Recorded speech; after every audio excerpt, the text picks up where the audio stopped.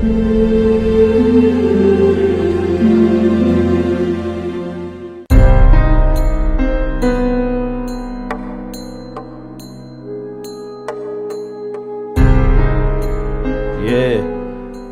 क्या तुमने फरियाल को पट्टी पढ़ाई है? क्या हुआ? मैं तो सो रही थी। अभी अभी कमरे से निकल कर गई है, इसका मतलब है तुम सो नहीं रही थी। मैं इसलिए सोने का बहाना कर रही थी ताकि तुम्हें ऐसा लगे जैसे कि मैं सदमे से मर गई हूँ। मर ही गई। मेरे सामने से मुंह फुलाकर गुजर गई और सलाम तक नहीं किया। उसकी बेटी की शादी आप उसकी मर्जी के खिलाफ कर रहे हैं। अब वो कैसे सलाम करेगी आपको? भाई अगर बात करने का हक नहीं दे रहे आप, तो कम से कम नाराज होने का हक तो दे।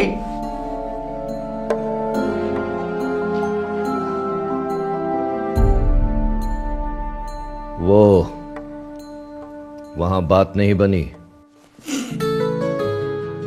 वो उसका पोता खबीस 4 दिन पहले हमसायों की लड़की को लेकर भाग गया।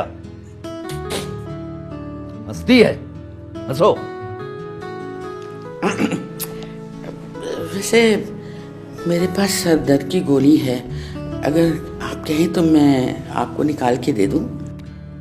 एक बात सुन लो निगारिश बेगम, मैंने अगर कहा कि महमिल की शादी 20 तारीख को होगी तो मान लो होगी, वरना हयात अहमद गोराया का सर हयात मंजिल के दरवाजे पर लटका हुआ देखोगी। इसमें कसम वाली कौन सी बात है? वैसे मारूख भी अभी यही कह रही थी कि इस घर में जो भी मत कसमें खाता है ना, वो ही झूठ बोलता है। बकवास बंद करो निगारिश बेगम। खानदान की इज्जत और विकार के फैसले कोई मजाक नहीं हुआ करते, और ना ही मैं किसी को इजाजत दूंगा कि मेरे फैसले का इनकार करे।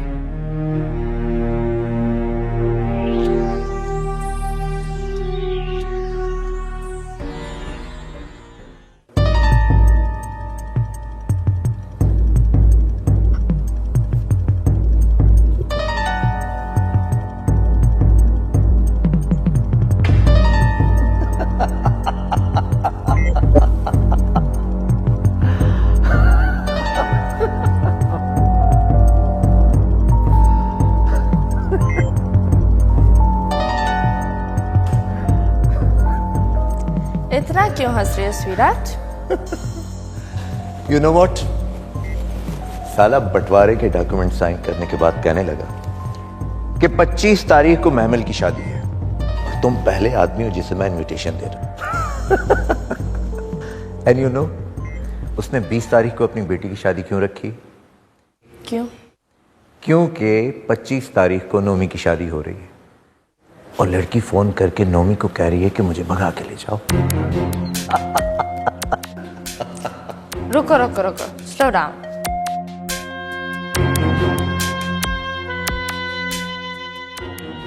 तो फिर मुझे बता, लड़की क्या बोल रही है? स्वीट हार्ट बताया तो है कि कहती है मुझे भगा के ले जाओ। तो फिर तुमने क्या सोचा? मैंने क्या सोचना, एंजॉय कर रहा हूं। और नोमी? और नोमी वो भी एंजॉय कर रहा है और क्या। तो उसे कहो ना ले जाए भगाकर। क्या पागल हो गई हो तुम?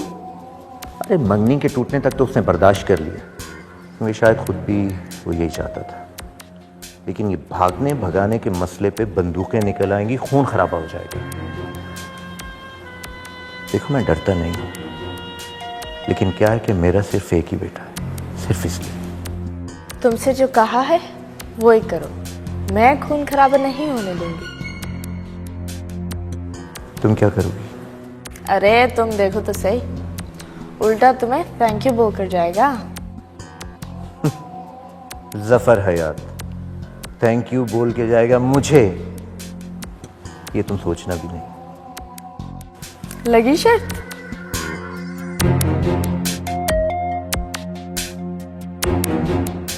लगी।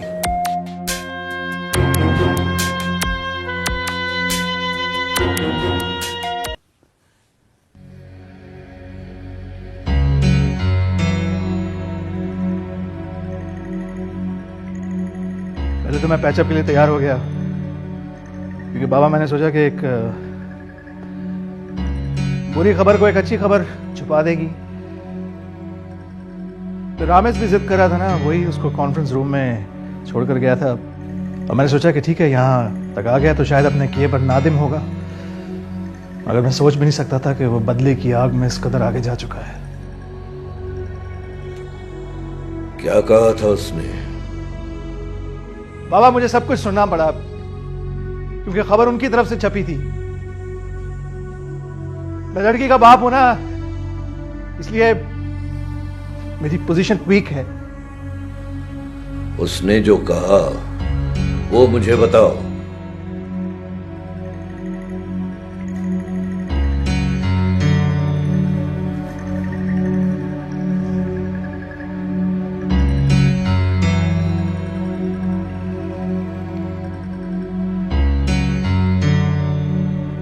वो आते ही बोला, यहां मेरे पैरों में गिरकर नाक रगड़ो, माफी मांगो और गिड़गिड़ा कर कहो कि आरिफ हसन मुझसे भूल हो गई।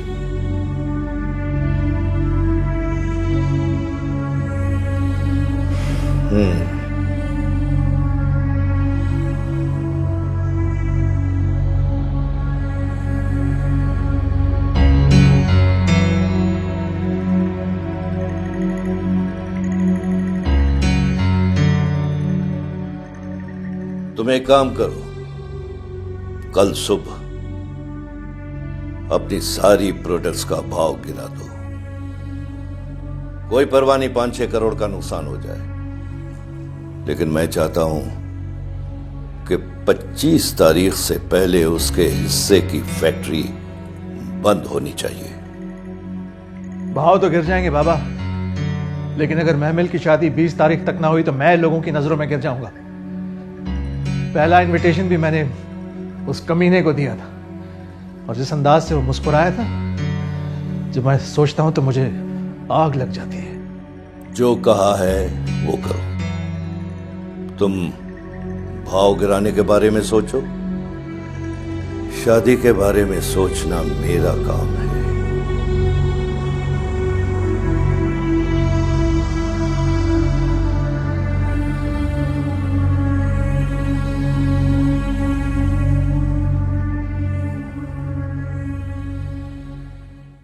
अरे क्या बात कर रही हो? मैंने तो उसको पकड़ा और घसीटता हुआ ले गया बिल्डिंग के कोने में। दिल तो चाह रहा था कि कस के उसके मुंह पे मारूं, लेकिन क्या? लेकिन क्या? तुम्हारा ख्याल आ गया। सोचा कि क्या कहेगा कि रामेश ने मुंह पे थप्पड़ मार दिया। तुम बिल्कुल बेवकूफ हो। जी में आया था तो मार दिया होता, एक क्या 2 मारते तो मुझे तसल्ली होती। बहुत बुरी बात है मैम, जिससे शादी करनी हो ना उसको इस तरह मार नहीं पड़ रहा था। करेगा शादी वो? अरे शादी तो उसका बाप भी करेगा।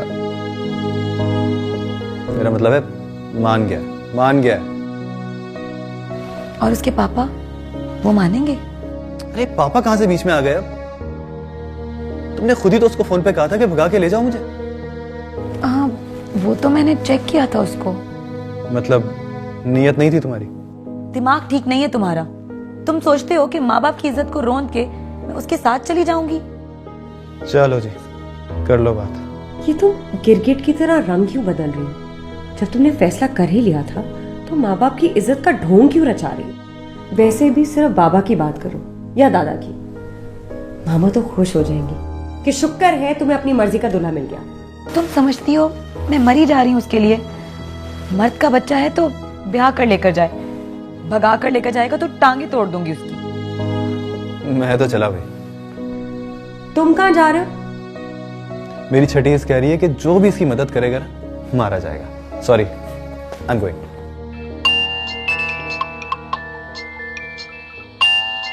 नोमी? हेलो? हाँ, नोमी बोल रहा हूँ।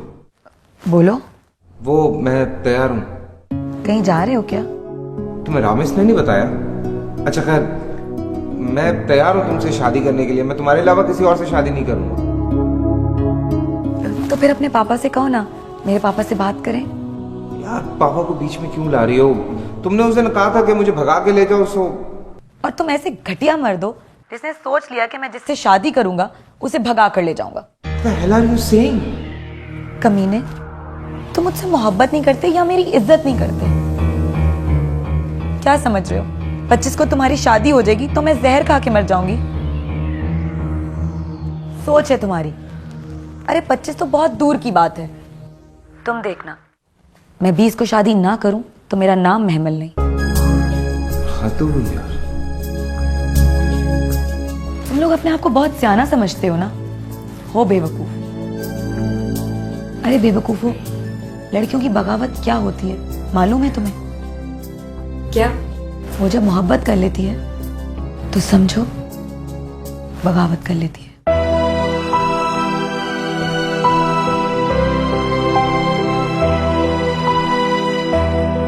मुझे खुद कहा था कि मुझे आके भगा के ले जाओ, और मुझे उस वक्त ऐसा लग रहा था कि अगर मैं हाँ बोलूंगा तो वो फौरन आ जाएगी। तो अब क्या कहा उसने? तो गालियां दे रही है, पता नहीं क्या क्या बोल रही है, बुज़दिल, डरपोक, ब्ला ब्ला। थम जा बेटा, थम जा। ये तेरे बस का काम नहीं है। सुनो आनंद, नया दुश्मन अगर पुराना दोस्त हो तो उसकी बेटी का लिहाज करते हैं। मैं मानती हूं खानदानी लोग रखेल की बात सुन तो लेते हैं लेकिन मानते नहीं।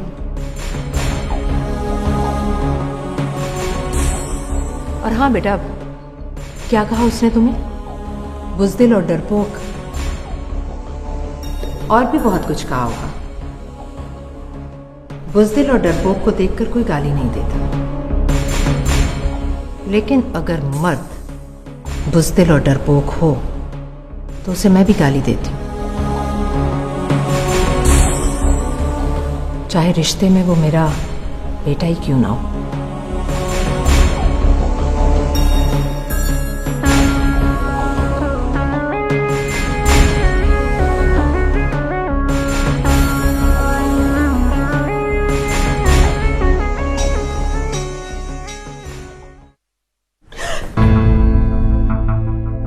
क्या हुआ? सब खैरियत तो है? बस पूरा ख्वाब था। तुम सो जाओ, सब ठीक है।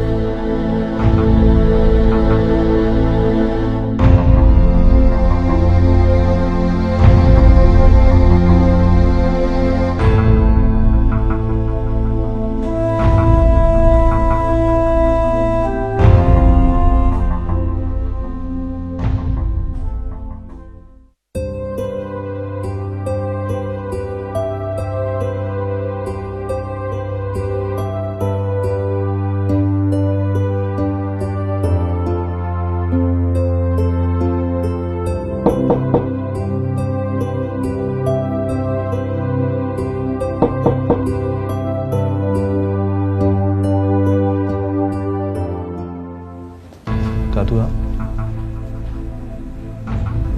इस वक्त? हाँ, आओ।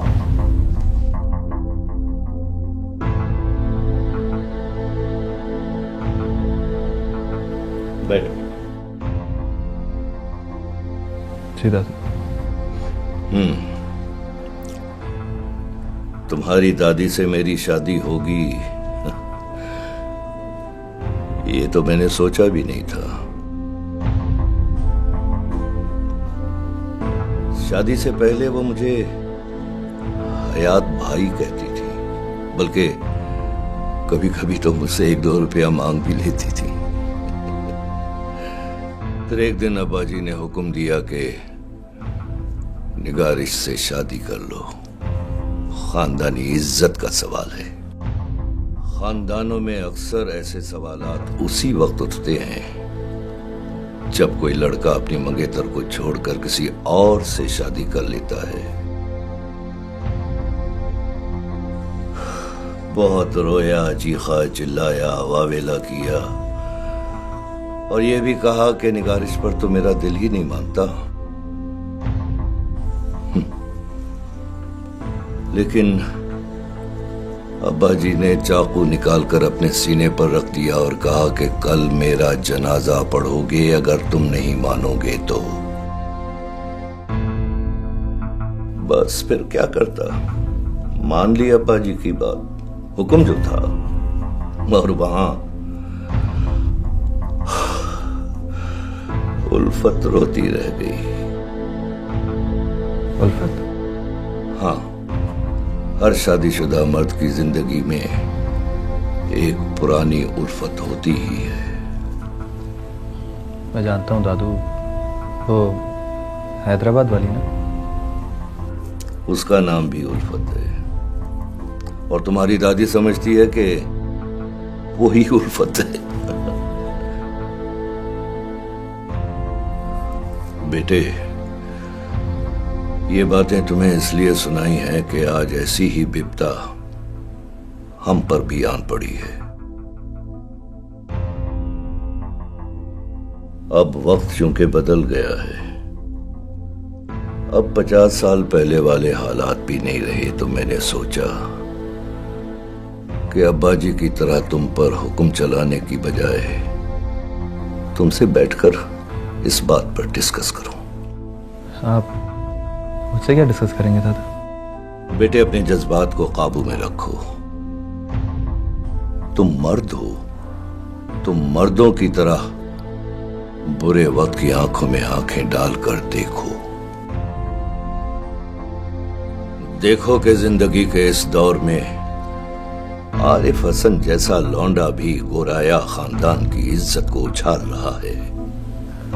तो 20 को हमने महमिल की शादी रखी है और कल कार्ड छपने जाएंगे। तो ठीक है ना दादू, मैं चला जाऊंगा कार्ड छपाने के लिए। बात यह नहीं है बेटा, कार्ड छपने की बात तो फोन पर भी हो जाएगी, और मजमून तो कोई मुलाजिम भी लेकर जा सकता है। लेकिन क्या दादू? किससे करेंगे उसकी शादी? सोचा था उल्फत से बात करना तो घर वाली बात होगी, लेकिन क्या कीजिए, उसका बदकुमाश पोता हमसायों की लड़की लेकर भाग ही निकला। तो इसमें क्या बात है दादू? महमल अच्छी लड़की है, पढ़ी लिखी है, खूबसूरत है, और फिर गुराया खानदान की लड़की है। उसको ऐसे हजारों रिश्ते मिल जाएंगे। 8 दिन में 800 रिश्ते मिल जाएंगे उसको। आप बात चला के तो देखें। बात तो तुम्हारी ठीक है, मगर बात चलाने का वक्त नहीं है हमारे पास, और जाहिर है ये भी नहीं हो सकता कि हम उसे किसी ऐरे गैरे के सर पर मंड दें, और फिर अखबार में खबर छपी है तो बड़ी बदनामी हो गई है उसकी। अरे नहीं दादू, महमिल जैसी लड़की पे किसकी मजाल है कि कोई उंगली भी उठा सके। ये भी ठीक है, लेकिन जब कार्ड छपने जाएंगे तो किस दूल्हे का नाम लिखेंगे? जाहिर है दादू, जो भी दूल्हा होगा उसी का नाम होगा ना। लिखा तो वही जाएगा। तो फिर मैं तुम्हारा नाम लिख रहा हूं। क्या? देखो रामिस, वक्त तुमसे कुर्बानी मांग रहा है। क्यों मांग रहे वक्त कुर्बानी? और किसने कहा है कि मैं कुर्बानी दे रहा हूं? देखो, मैंने तुमसे पहले भी कहा था कि अपने जज्बात को काबू में रखो। जज्बात काबू में ही है दादू, लेकिन दिल तड़प उठा है, और वो इस वक्त किसी उल्टी सीधी बात को नहीं सुनेगा। और ये हो भी कैसे सकता है दादू? सबको पता है कि मैं और मारूफ बचपन से एक दूसरे के साथ मंसूब हैं। हम तो जुदाई के बारे में सोच भी नहीं सकते दादू, और सोचे भी क्यों? बस बस, कल कार्ड में तुम्हारा ही नाम छपेगा, ये मेरा फैसला है।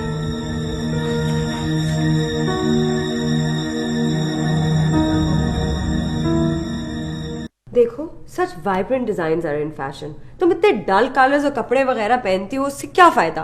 अच्छे खूबसूरत कलर्स पहना करो, तुम्हें सूट करेंगे। दिल पूरा स्माइल ऑन योर फेस। क्या हुआ दादा? पहले मुझे बताती हूँ। दरवाजा बंद करो। क्या हो गया दादू? आपकी इस हालत को देख के मेरे दिल पे कुछ गुजर रहा है। अरे बेटा, अभी तुझ पर कहाँ बीती है, अभी तो बीतेगी। कोई बम फूट गया दादू? हाँ, बम भी फूटा है। अरे मोहब्बत पर खुदकश हमले का हुक्म दे दिया है तुम्हारे दादू ने। अरे छाती पर बम बांध के रामेश टकराएगा तुमसे और मर जाएगी बेचारी। मारो, नौजुबिल्ला। बातों से क्यों मार रही है? बताएं तो सही, हुआ क्या है? शादी के कार्ड पर दूल्हे का नाम छप रहा है। पूछेगी नहीं कौन? कौन?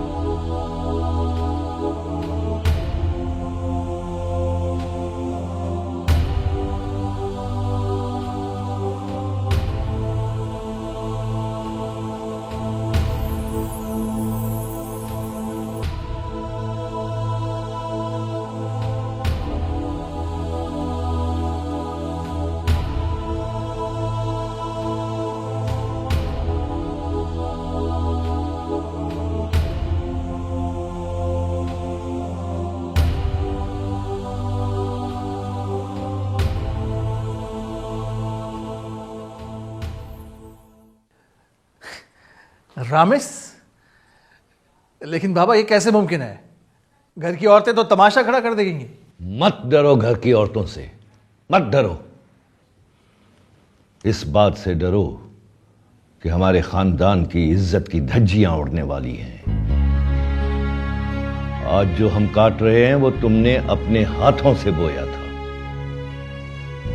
पहले तो जज्बात में आकर तुमने उस वाहियात इंसान से महमिल की मंगनी करवा दी और फिर एक दिन समधी की महबूबा पर तुम्हारा दिल आ गया।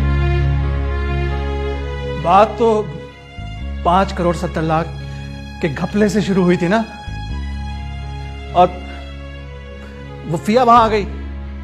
उससे मार खा के मेरे फ्लैट पर मैं क्या करता? मैं तो उनका पैचअप करा रहा था, सब कुछ बोल दिया उसने सबके सामने।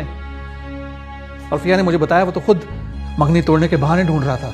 कह रहा था कि 2 साल बड़ी है महमिल नौमी से। वो तो जफर हयात दोस्त है, तो मैंने सोचा 2 साल से क्या फर्क पड़ता, यानी वो हम पर मेहरबानी कर रहा था। बाबा वैसे प्लीज सोचें, ये रामेश वाली बात मुझे कुछ समझ में नहीं आती। जल्दी में तो किसी की समझ नहीं आती, लेकिन बाद में पता चल जाएगा कि सड़क अगर पक्की हो तो कोई कच्चे रास्ते पर नहीं चलता। मेरे लिए भी ये कोई आसान फैसला नहीं था।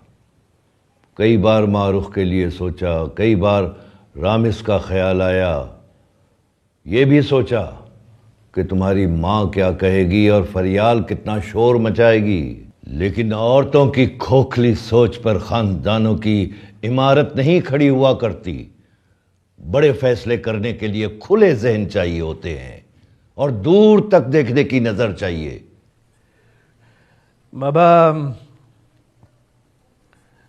रामेश से बात हुई आपकी? उसी से तो बात करके आ रहा हूं मैं। वो मान गया? तुम भी अजीब बात करते हो। अब ये भी हमें पूछना पड़ेगा कि वो माना कि नहीं। मुश्किल फैसलों को मानने में उलझन जरूर होती है, लेकिन कोई चारा नहीं है। मर्द बच्चा है वो, हमारा खून है। कल को खानदान की भागदौड़ उसी के हाथ में आने वाली है। तो क्या आज इम्तिहान के वक्त वो पीठ दिखाकर चला जाएगा हमें? सुबह उठते ही तुम कार्ड पर नाम छपवा दो, फिर देखते हैं क्या होता है।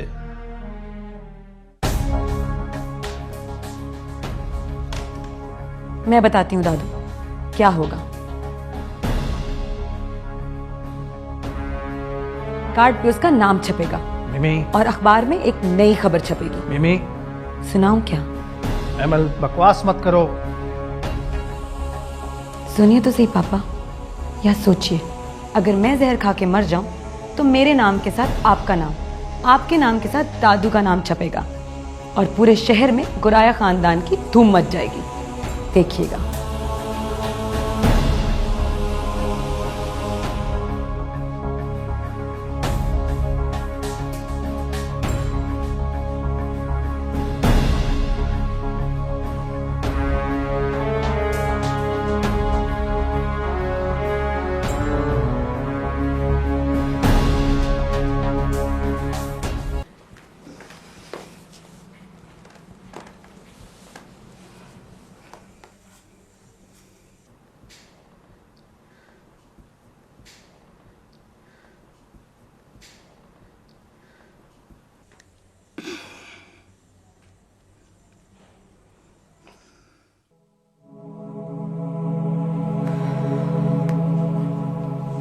अल्लाह से मदद मांग रहा है। नमाज पढ़ ले तो उसको कहना कि अल्लाह बुज़दिलों की मदद नहीं करता।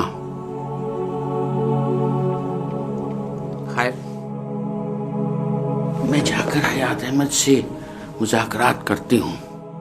ये नमाज पढ़ के उठ जाए ना तो इसको कहना कि मर्दों की लड़ाई में औरतों पर भरोसा नहीं किया करते।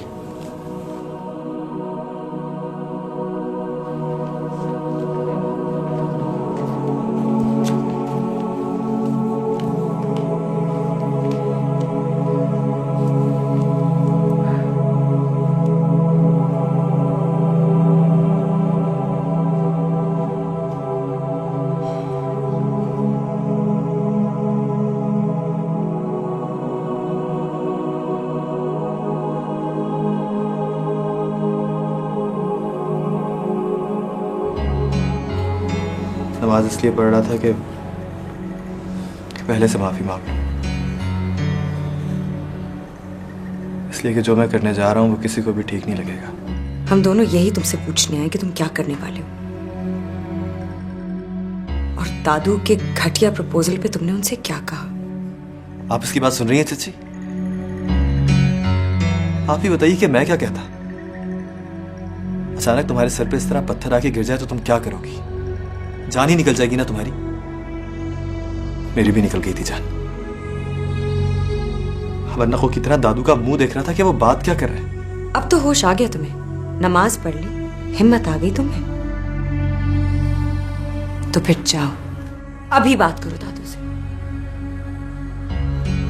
अभी जाके दादू से साफ साफ बात करो कि खबरदार किसी ने ऐसी बात सोची, और खबरदार कल सुबह तुम्हारा नाम कार्ड पे छपा। सुन ली तुमने मेरी बात?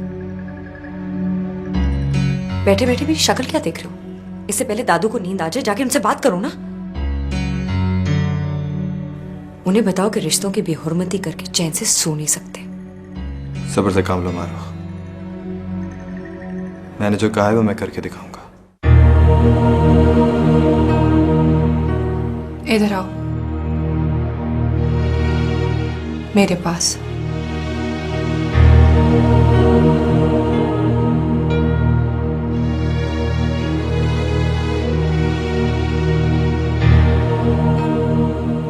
देखो रामेश, सब्र करने का, सोचने का या सोचकर बात करने का वक्त नहीं है तुम्हारे पास, ना इसके पास और ना ही उसके पास।